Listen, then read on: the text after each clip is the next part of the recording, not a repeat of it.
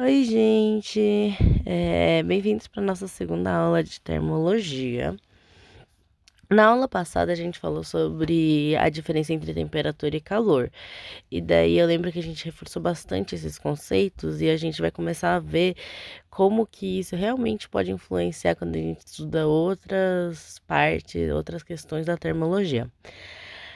Hoje, por exemplo, a gente vai estudar a gente vai ver os estados físicos da matéria e como que isso se relaciona à temperatura.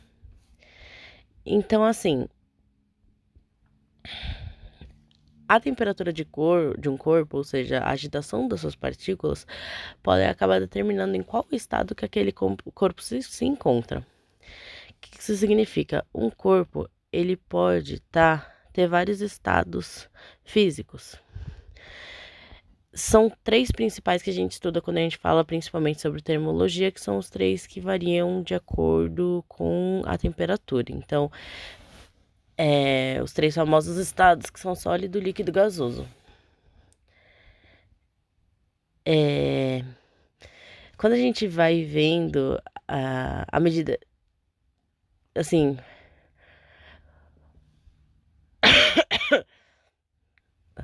quando a gente vai estudando o estado físico da matéria em relação a essa temperatura, a gente percebe que quanto menor a temperatura de um corpo, ou seja, quanto mais frio ele tá, ele tem tendência a ser sólido, e conforme ele vai aquecendo, ele vira líquido e gasoso, respectivamente.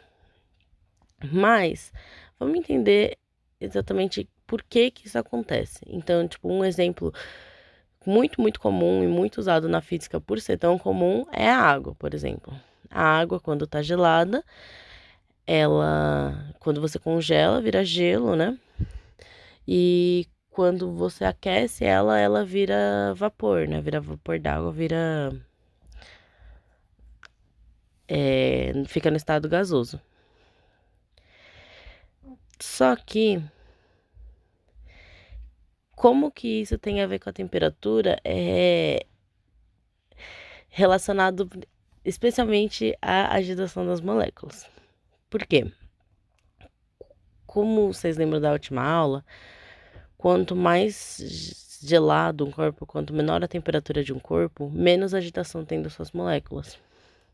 E quando a gente tem um corpo com pouca agitação das moléculas, o que acontece? As moléculas elas não se trombam, então não tem tanta energia cinética entre elas, então elas têm tendência a ficar mais condensadas, a ficar mais próximas. E por elas estarem mais próximas, acontece que elas acabam ficando mais estruturadas e unidas. E quando elas ficam mais estruturadas, elas tomam formato sólido, que é um formato que é comumente mais estruturado em si. Por exemplo, quando você tem um objeto sólido, você não consegue ter tanta maleabilidade em comparação a líquido gasoso. Tipo, um objeto sólido, você não consegue mudar o volume daquele objeto, o formato daquele objeto, sem alterar a estrutura física dele. Enquanto um objeto líquido, você consegue, um objeto gasoso, muito mais. E conforme a gente vai aquecendo essa temperatura, né, dos corpos, por exemplo, quando você passa do sólido de gelo para água, por exemplo, para água líquida, você vai aquecendo aquilo e aquelas partículas que estavam mais estruturadas vão ficando cada vez menos estruturadas. Então, pegando a água líquida, por exemplo, ela é muito mais desestruturada, ela é mais desestruturada que a água sólida, né, o gelo. E você tem mais uma maleabilidade do material. Então, por exemplo, como eu disse, uma água sólida não vai mudar de volume, enquanto uma água líquida pode mudar o seu formato, pode mudar o seu volume. E quando a gente vai aquecendo mais ainda esses corpos e a agitação das moléculas vai crescendo, ele vai ficando cada vez mais afastado, menos estruturado, a gente chega no gás, por exemplo, que mais quesitos ainda podem mudar. Então, por exemplo, quando você tem um gás, você pode mudar o volume daquele gás, você pode mudar a pressão daquele gás. Ele tem muita mais. Você pode comprimir aquele gás, você pode expandir aquele gás, o que você não pode fazer no líquido, por exemplo, e muito menos no sólido. E é assim que a temperatura vai influenciando os estados físicos. Mas mais que isso, para você ter um objeto líquido ir para o sólido ou ir para o gasoso, o que você tem que ter é a mudança de temperatura. E como a gente viu na aula passada, a mudança de temperatura funciona justamente pelas trocas de calor. Então, por exemplo, se você tem um objeto líquido que não vai mudar, que não vai interagir com nenhum outro objeto, é muito improvável que ele não mude de estado físico. Da mesma maneira que se você tiver um gasoso ou um sólido, também não vai mudar. Só que tem uma pequena questão aí, né? Que quando a gente olha para os objetos no dia a dia, por exemplo, é comum a gente ver indo do estado sólido para o líquido e para o gasoso sempre nessa ordem. Só que quando você muda questões como a pressão, por exemplo, em qual aquilo acontece, por exemplo, uma panela de pressão, pode acontecer de ter uma mudança de um estado sólido para o gasoso direto, por exemplo. A gente não vai entrar muito dentro disso, porque isso envolve outras questões. Mas é importante que você saiba que isso pode realmente acontecer. Então vamos ver como que esses estados mudam entre si. Quando você tem um sólido que vai para o formato líquido, é o que a gente chama de fusão. E do líquido para o gasoso, vaporização. Mas quando vai direto do sólido para o gasoso, é sublimação. E quando vai do gasoso para o sólido, como era a sublimação, vai ser ressublimação. E eu acho que são questões assim comuns do dia a dia. Então, não é uma questão de você ter que decorar isso, mas, por exemplo, você sabe que uma água que tá líquida e vira gasosa, ela vai vaporizar. Então, vaporização, sabe, já é uma coisa conhecida. Da mesma maneira, de um estado gasoso que vai para o líquido é liquefação, algo que se torna líquido. E da mesma forma, solidificação, algo que está no líquido e se torna sólido. E é aí que fica interessante quando a gente começa a estudar não só como a temperatura muda os estados físicos, mas também como que a transferência de calor muda esses estados. Por exemplo, aqui a gente vê um diagrama representando a mudança de temperatura da água ao longo do tempo em uma pressão constante. Então, não vai ser aqueles casos onde ela vai acabar indo do sólido para o gasoso, por exemplo. Então, assim, a água, conforme ela vai ganhando temperatura, significa que ela está ganhando calor. Então, tem alguma fonte que está dando calor para ela. E o seu calor vai aumentando cada vez mais. Então, como a gente pode ver nesse gráfico, por exemplo,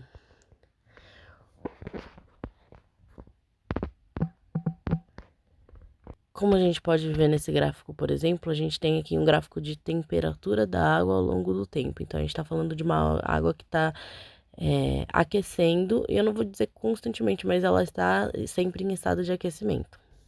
Então, a gente vê, por exemplo, que da origem até o T1, aquela água, ela estava no estado sólido, ou seja, ela era gelo, e ela está aquecendo. Até que ela chega a algo que o gráfico chama de PF, ponto de fusão. Ou seja, ela está se transformando do sólido para o líquido. E daí você consegue perceber que nesse ponto, de T1 até T2, num período de tempo, não há mudança de temperatura. Ou seja, aquela água se encontra no zero, né? Que é 0 graus Celsius, é uma temperatura comum na qual a água costuma sofrer esse processo de fusão, né? Ou de solidificação, dependendo de qual transformação que você tá falando. Mas olha, a água ela tá sofrendo aí um processo de fusão e ela vai se permanecer no zero em um certo período de tempo. E é nesse período de tempo que ela se transforma, né? Que acontece o processo de fusão até que ela se torna líquida. E uma vez que ela tá líquida, é o período de T2 a T3, sua temperatura vai aumentando. Então a gente não consegue ter, por exemplo, um formato sólido acima, uma temperatura acima dos 0 graus. Quer dizer, isso pode acontecer na realidade, só que para que isso aconteça é necessário uma mudança muito sutil na temperatura. E é uma coisa que a gente vai ver logo em seguida, mas no comum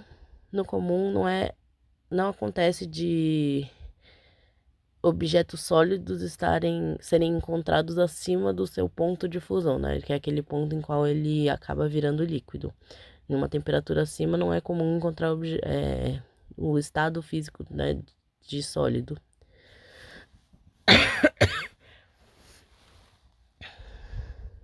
E daí, da mesma maneira, de T2 a T3, tem essa mudança de temperatura do líquido, que uma vez estava no 0 graus, e daí vai até 100 graus Celsius, que é o segundo ponto, que é o ponto de ebulição, onde o líquido vai se transformar em vapor. E da mesma maneira que acontece na fusão, na ebulição, também tem um período de tempo em qual não vai ter mudança de temperatura, vai ser simplesmente a troca de estado físico. E é muito importante a gente pensar, a gente relembrar disso, porque por mais que temperatura não seja calor, ou seja, o corpo tá a todo momento recebendo calor, mas não necessariamente mudando de temperatura. E quando a gente for estudar um pouco mais à frente o calor, a gente vai entender como que esses processos acontecem. Mas por enquanto, é importante a gente saber que vai ter esse período aonde o corpo vai estar mudando de estado físico, mas permanecer com a mesma temperatura, né? E de T4 em seguinte, continua aumentando de temperatura acima de 100 graus. Da mesma maneira, a gente não vai encontrar líquido, por exemplo, água líquida acima de 100 graus. Só que tem uma pequena exceção para isso, que é esse vídeo que a gente vai ver agora. No vídeo, vocês podem ver que tem uma água que está próxima ali dos seus 0 graus Celsius. Muitas vezes pode acabar dela passar um pouco assim do zero, assim, ter uma temperatura menor, né? No caso, porque como a gente tá falando, não tá falando de fusão e sim de solidificação, ela tá com uma temperatura menor do que 0 graus Celsius. Mas assim, não é muita coisa menos, é pouca coisa menos, é uma questão de poucos graus. E a gente pode ver que quando essa água ela recebe um choque muito forte, ela acaba se transformando quase instantaneamente em gelo. Então ela acaba se solidificando quase que totalmente. E por que que isso acontece, né? A gente foi com uma mudança muito pequena de temperatura ao longo do tempo, fazendo com que essa água esfrie. E esse choque que aconteceu desencadeou uma reação que fez com que aquele processo em que se transforma de líquido para sólido acontecesse de uma vez só. Então, obviamente, não vai ser da mesma maneira que você colocar um gelo, né? A densidade de um gelo, mas você consegue ver que está se transformando em que a água está se transformando em sólido.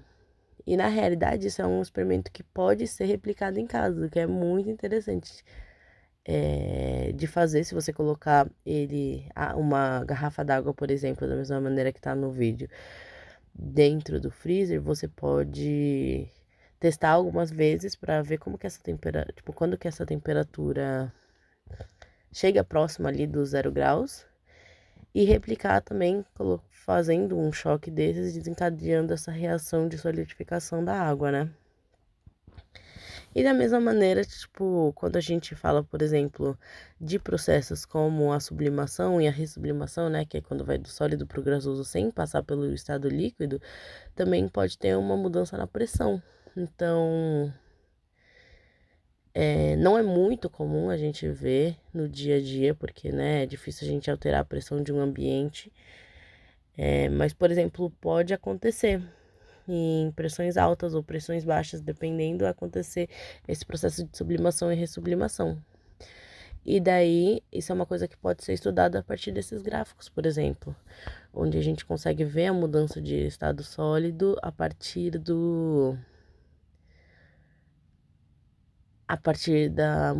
da temperatura, ou logo a gente vai ver a partir do calor transmitido para aquele corpo e assim em diante. Bom, eu vou deixar mais uns exercícios para a gente estudar um pouco sobre essa mudança de estado físico. E na próxima aula a gente vai ver sobre as diferentes escalas de temperatura e como fazer as contas, porque até agora a gente deu uma olhada por cima, né, sobre como que a temperatura é medida e como que isso pode alterar os estados físicos, mas a gente vai entender um pouco melhor, mais matematicamente, assim, por assim dizer, como que funcionam as escalas de temperatura. Então é isso, muito obrigada pela aula de hoje e a gente se vê numa próxima.